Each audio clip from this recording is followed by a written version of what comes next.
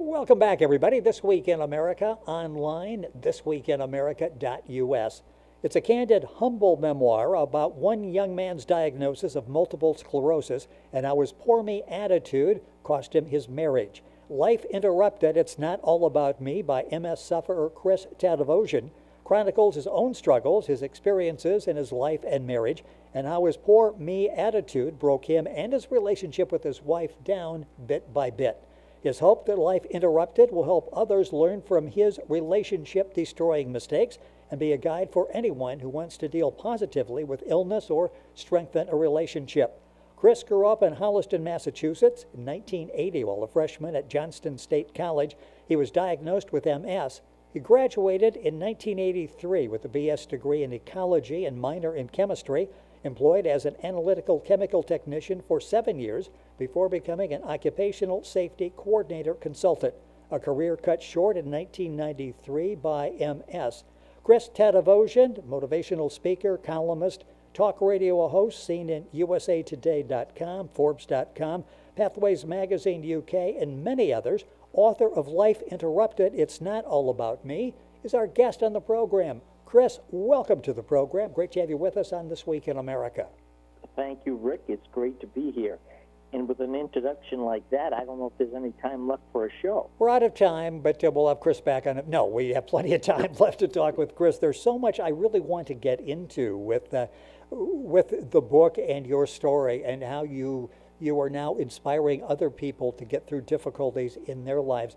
Let's go back to the inspiration, why you decided to write this book and what this whole experience has been like. Why did you write the book?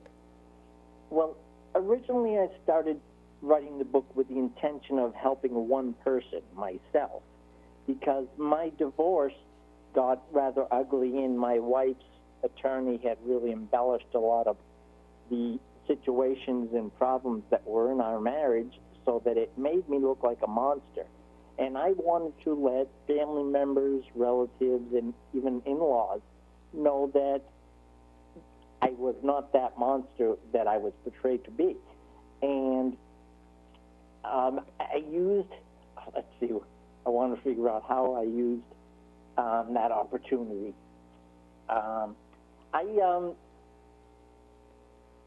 You've reached out to other people, and I know the feedback that you have gotten over the years just in telling your story and now being able to write about it and to help people. This has to be inspiring to you to think that I am able to stop people prevent them from making the same mistakes that I made.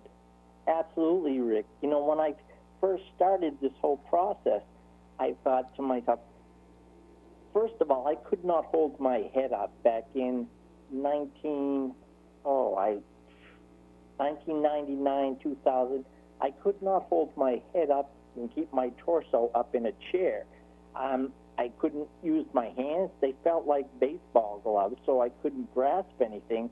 So I was thinking to myself, can I really write a book?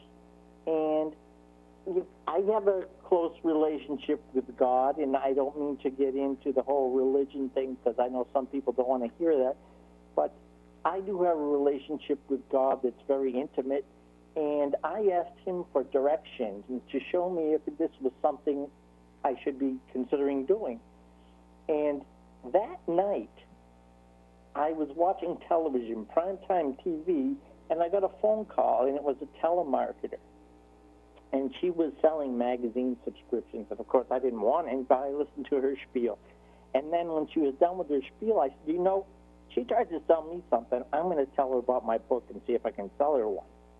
And I did sell her one because she turned out to have Crohn's disease. And her husband was not sympathetic to the fact that she needed to be near a restroom when they went to their son's baseball game or to an aquarium. And I can understand that because with MS, you have issues with bladder retention. And for years, I had to be near a bathroom, too. And that situation has since been rectified for me. But that is a problem that really stuck out to me because we both had this situation. And this poor woman was dealing with a husband who didn't believe she was even sick because these illnesses are difficult to live with for that reason, especially because people don't believe you. I can remember when I first was diagnosed and I was a chemist, people in the laboratory were looking at me like, you can't go and get this sample for us, which involves going up 4 flights of stairs? And I said, no, I can't. And they didn't understand why, because at the time I was a bodybuilder and I looked like I could do anything. But that was not the case. So I understand where other people are coming from with chronic illnesses. And this woman, it was amazing. When I told her about my book and she told me about her husband, she said, oh, this is perfect for him. I need him to read this so he can understand what I'm going through. And, you know, it just caught me by surprise that I could actually help somebody that way. And I've spoken before a number of groups. I've spoken at hospitals in the area here in Massachusetts, McLean Hospital, which is a hospital for depressed individuals with psychiatric issues. And I spoke there, and I was amazed at the turnout, and the number of books I sold was incredible, but I never expected that. And I had people coming up to me saying they were living the same story, the same problems, and it was just amazing because I went to a place for depression. I never thought they would have issues that I was having. Yeah, and the story is so relatable. The name of the book is Life Interrupted. It's Not All About Me. Chris Tatevosian is our guest in the program. That's Tatevosian. His website is authorchristatevosian.com. Go to our website, thisweekinamerica.us, and link on directly to Chris's website. Learn a little bit more about his story and get information, and you can order the book there as well. One of the things, and this, if you're suffering from a chronic illness, or if you're just finding life sometimes a little bit overwhelming, the poor me attitude. You talk about letting go of the poor me attitude, and you make a case that this actually is as bad, if not sometimes even worse, than the chronic illness you're facing. Poor me attitude is really, it's. I mean, I hate to say it, but it's a pain in the ass because yes. It's a situation of hidden agendas that, for example, when I was suffering with MS, at the end of a hard work day, my wife would walk in the house, and I would do things like cleaning the house during the day and vacuum or shampoo a carpet, and by the time she came in, and people with MS know that between the hours of 3 and 10 o'clock, the disease exacerbates and it subsides again. For me, it subsides about 10 o'clock at night. I'm almost normal again. And that was difficult for me because when my wife came in, I seemed like I couldn't do anything. And I was on the floor, literally on the floor, and when she would serve dinner at 6 o'clock, I would be lying on the floor on my stomach, eating from a plate, watching TV on the floor, and that was just something, that was the norm for me. So I'm not complaining about that. I enjoyed lying down with the family and watching television and eating. But the MS was very difficult, and it amazes me how people can deal with it because people have it a lot worse than I do, and I have a pretty severe case. But if you were to look at me and I was sitting in a chair, not my wheelchair, you would have no idea that I had an affliction at all. And thank God it hasn't affected my speaking voice. I spoke too soon. It has affected my speaking voice. No, my cognitive issues are an issue with MS, and a lot of times I'll lose my train of thought, and that's embarrassing because I do like speaking to groups of people, and that's not a time to lose your train of thought, and that does happen many times, and there's nothing I can do about that. But as long as I explain that up front, people understand. It's amazing what you have been able to do. And Chris's book is Life Interrupted. It's Not All About Me. Information at our website, thisweekinamerica.us. You can link on directly to Chris's website, which is authorchristatevosian.com, and get all the information on the book. very honest in talking about how this poor me attitude that you had really broke your relationship with your wife, didn't it? It really ended what was, up to that point, described as a storybook marriage. Yes, the poor me attitudes are really difficult. I can only explain it by saying that the poor me attitude is really just using hidden agendas to get an individual to do what you want them to do. For example, if I started vacuuming or shampooing the rug and I would get 10 minutes in and I'm completely wiped out, and people with MS will know, you can't even stand up or hold your head up. And I was on the floor when my wife walked in at 5 o'clock, and the last thing she wanted to do was come in from a hard day's of work and see that, oh, I'm halfway through shampooing the carpet, so now she's got to take over and finish that. That put a smile on her face. And I did the same thing one day with staining the deck. I stained the deck, and 10 minutes into the project, I'm out in the heat on the deck, and the sun affects the MS and makes it exacerbate. So it wasn't even 10 minutes before I was lying on the deck, unable to move. My wife came home to that one night. So I learned that I could use those hidden agendas to get her to complete what I couldn't. So if I wanted the deck stained or the rug shampooed, I could start these projects, and I know she would have to finish them. Now, that's a horrible thing to do, but that's the state of mind I was in when I was so depressed. And I was in a terrible downward spiral, and I didn't think I was ever going to recover. And when I divorced and came home in 2005, I really was surprised that I was able to write this book, because I didn't think I could do it. Like I said, I couldn't handle a pen. Right. And luckily for assistive technology, it aided me in being able to write the book.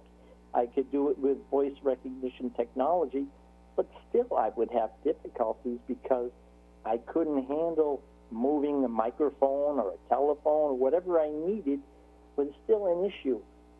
And,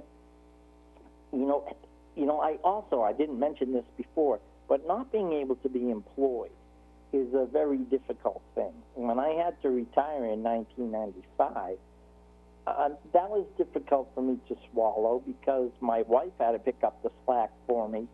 And there was another thing that started me into this downward spiral of depression.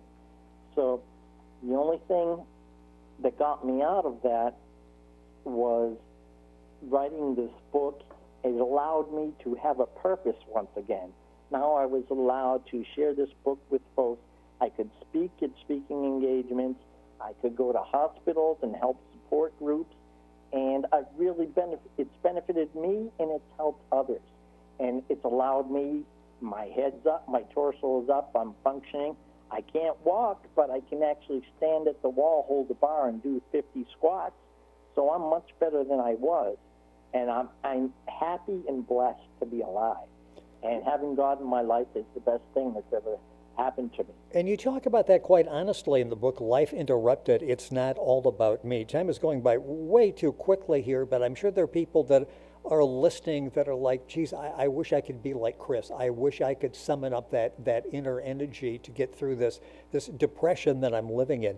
What is some advice on how to give to people how to manage what I assume are sometimes difficult to handle emotions that you're suffering with a chronic illness? You talked about that in the emotional swing.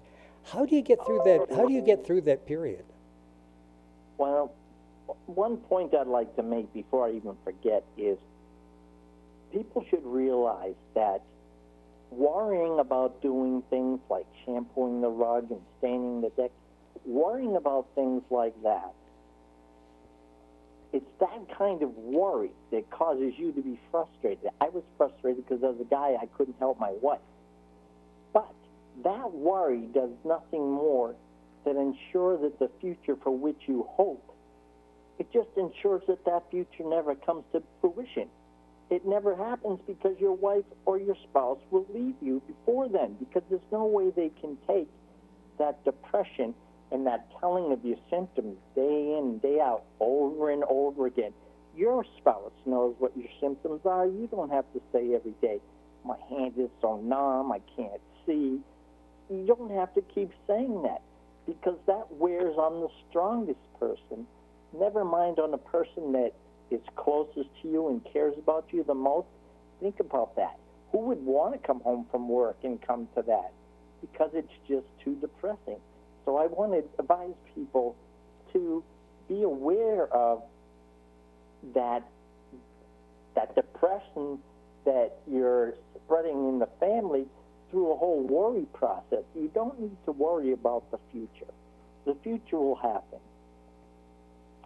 Chris Tatevosian, our guest on the program. Life Interrupted, It's Not All About Me is his book. The book's available wherever books are sold. You can find information at his website, authorchristatevosian.com. That's Tatevosian,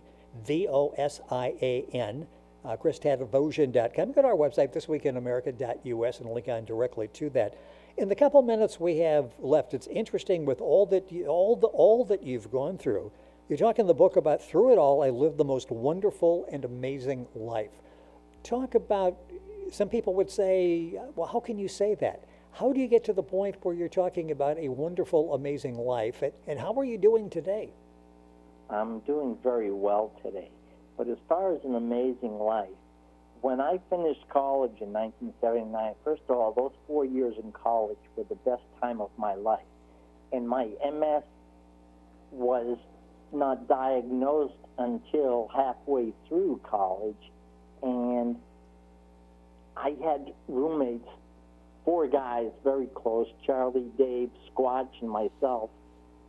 We all took care of one another, and these were big guys, all over 200 pounds, so I never had to worry about anything.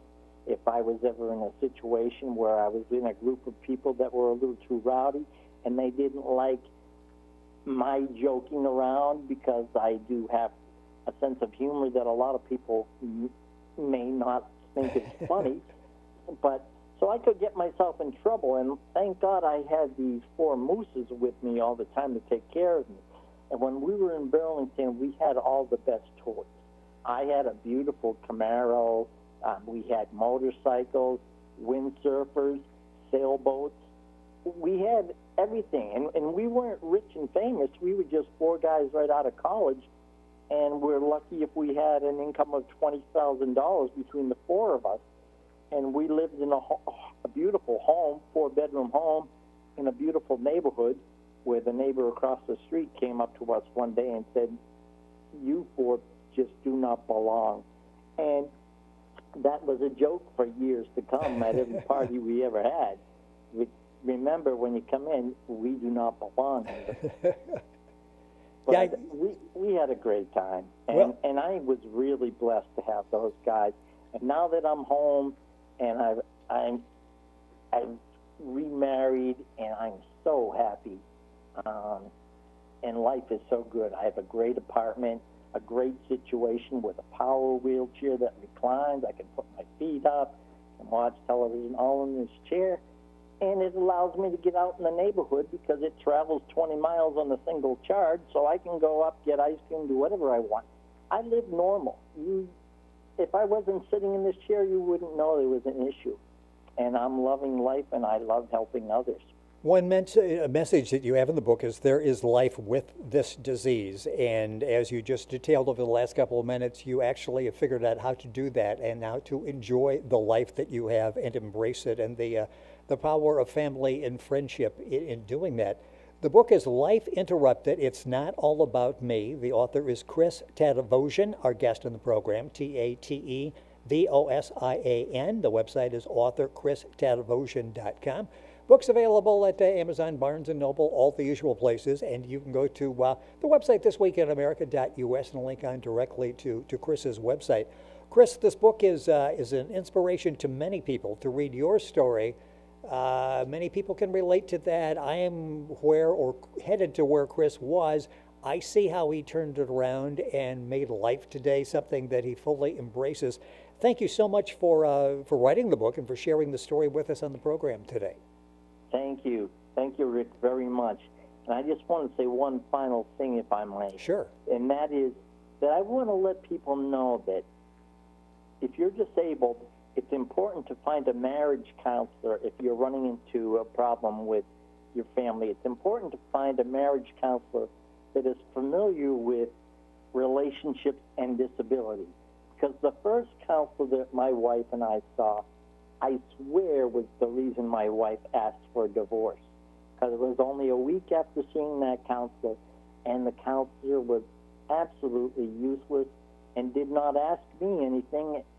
It was just a horrible experience, and I believe it cost me my marriage. So I wanted to tell people, find a counselor. There are counselors that deal with disability and relationships, so take some time to research that. It's easy on the internet now, so. Yeah, and I'm glad that you brought that up. There's so many issues like that Chris addresses in his book, Life Interrupted. It's Not All About Me. Chris Tatevosian, our guest on the program. You can link on to the website, Chris's website, by going to our website, thisweekinamerica.us. And we're back on today's program after these messages.